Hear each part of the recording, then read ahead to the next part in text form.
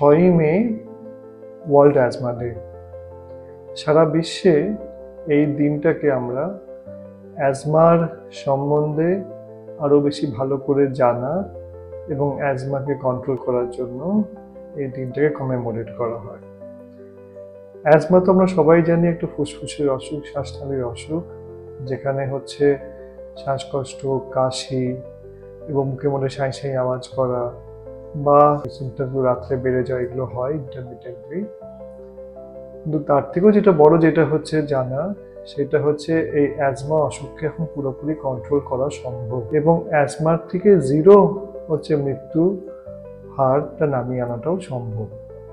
এবং তার জন্যে কি দরকার? তার জন্য দরকার এটা জানা যে অ্যাজমা এখন ট্রিটমেন্ট সমস্ত হচ্ছে রুগীর হাতেই সেই ট্রিটমেন্ট চলে এসেছে।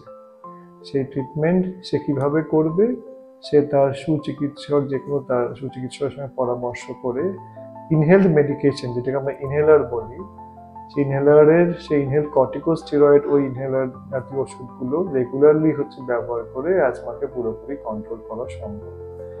এবং তার সঙ্গে আমাদের হচ্ছে জানতে হয় যে অ্যাজমাকে বাড়াবাড়ির জন্য অনেক কিছু ট্রিগার ফ্যাক্টর থাকে। যেমন ধরুন হচ্ছে ধূলিকণা, তারপরে হচ্ছে ফুলের রেণু, তারপরে ফাঙ্গাল স্পোর্স, পলিউশন এবং হচ্ছে স্মোকিং বা হচ্ছে আরো হচ্ছে অন্যান্য হচ্ছে এনভায়রনমেন্টের মধ্যে আমাদের যেই হচ্ছে অ্যালার্জেন্সগুলো থাকে, সেগুলো অ্যাজমাকে বাড়িয়ে দিতে পারে। তো ন্যাচারালি আমরা সবসময় বলি যে লাইফস্টাইল চেঞ্জেসটা খুবই ইম্পর্টেন্ট। অ্যাজমা ওষুধ নেওয়ার সঙ্গে সঙ্গে যিনি ধূমপান করেন তাকে ধূমপান অবশ্যই ছাড়তে হবে। আর যদি কারো হচ্ছে পরিবেশের মধ্যে কোনো অ্যালার্জির করার মতন হচ্ছে এজেন্ট থাকে, ট্রিগার থাকে, সেগুলোকে ধরে এগুলো জেনে সেগুলো কন্ট্রোল করতে হবে।